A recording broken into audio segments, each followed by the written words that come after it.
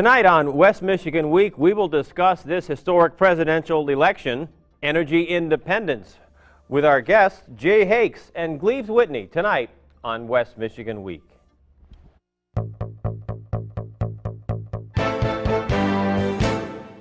Hello, I'm Peter Ross. Thanks for joining us tonight on West Michigan Week. Tonight we have a pair of guests that we're happy to present to you tonight. They include Jay Hakes.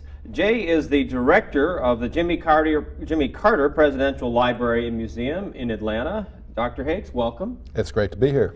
And with us, the local boy, Gleaves Whitney, who directs the Hauenstein Center for Presidential Studies here at Grand Valley State. Gleaves? Thank you, Peter. Good to see you again. On our panel tonight, David Moore is with us from WGVU, along with Gary Pullano from the Grand Rapids Business Journal. Mr. Hakes in town this week discussing his new book that is entitled A Declaration of Energy Independence, the American Presidency and the Energy Crisis in the 21st Century. And talk about a timely topic. This book, as I understand it, hit stands in July when the price of a barrel of oil reached its record high. Here we have it today, standing at about half that level, i.e. about $70 per barrel. None of us have read your book. Well, we all certainly hope to. What would we learn when we do? Well, I think we would learn that it's possible to solve our energy problems. Sometimes these problems seem so immense. We're importing 60% of our oil from the Persian Gulf, where we've got this problem of climate change. And one of the things I did in this book that was a little unusual, I went back and studied President Ford very carefully, President Carter, President Nixon, and I found that from 1977 to 1982, we reduced our oil imports in half. And that is, many energy experts are totally surprised when I point that out. I mean, the numbers are indisputable. And I think that gives some hope that when we address these problems with vigor, that we can solve them. The other side of the coin is that when we solve the problem, then we get complacent about it. And if prices go down now and we get complacent about energy again, we're just going to make this another problem for the future. Are we getting complacent yet? Not yet. Last year we passed a very significant bill in the Congress. It got a little bit overlooked, but the Energy Independence and Security Act had all sorts of new requirements for automobiles, lighting, appliances, biofuels.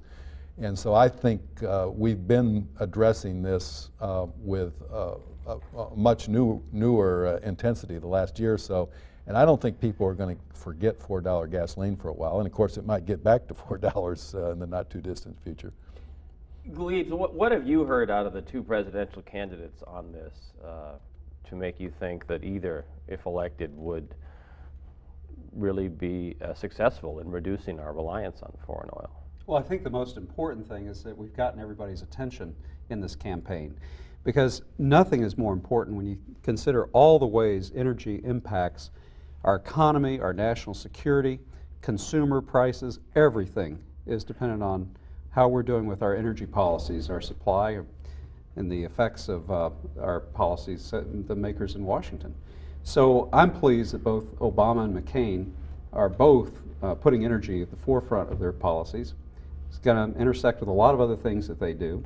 I should point out that Jay actually had the opportunity to talk to Bob Schieffer before the last debate, and actually I believe I'm not talking out of school when I say you planted, in essence, the question that was used in that last debate. Yeah, I mean, he was promoting his book in Atlanta, and I thought he should have a copy of my book because he's mentioned in my book, so I gave it to him, and we talked about energy for a while. One interesting thing he told me is he said he really wanted to take Gwen Alfield's place and moderate the vice presidential debate. But we talked about energy for a while, and we talked about how many presidents talk about energy independence, but they don't really do anything. So we talked about the question that would make the most sense would be to say, well, what are you actually going to achieve during your first term? Because that way you will be held accountable for it. You know, you can say what you're going to do in 10 or 15 years and no one will notice. So I sort of gave him that question, and he used the question. I was very happy. Unfortunately, neither candidate sort of bit at the bait because they both announced their goals in 8 or 10 year formats. And this is the trouble for politicians. They don't want to be held accountable. And again, to talk about the president from Grand Rapids, Gerald Ford was very courageous. All of his advisors says, don't set any goals for reducing oil imports during your term, because then people will know whether you made them or not. And he said, well, I think the country needs to have some goals, and he went right out and did it.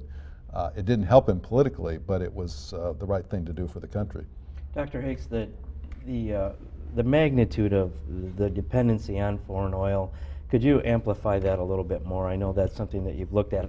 What impact that has in terms of our economy, in terms of the government situation? Could you expound? Well, I don't like to throw a lot of numbers out, but the number 60% reliance on foreign oil is a good one to remember. Another one is that our negative energy trade balance each day is $1 billion. And that's a lot of money. Even when we have a $700 billion bailout, $1 billion a day is a lot of money. That's more than our trade deficit with China. It is much more than we spend on the Iraq and Afghanistan wars. So it's a sizable chunk, and I don't think you can have a strong economy with a deficit that great in energy.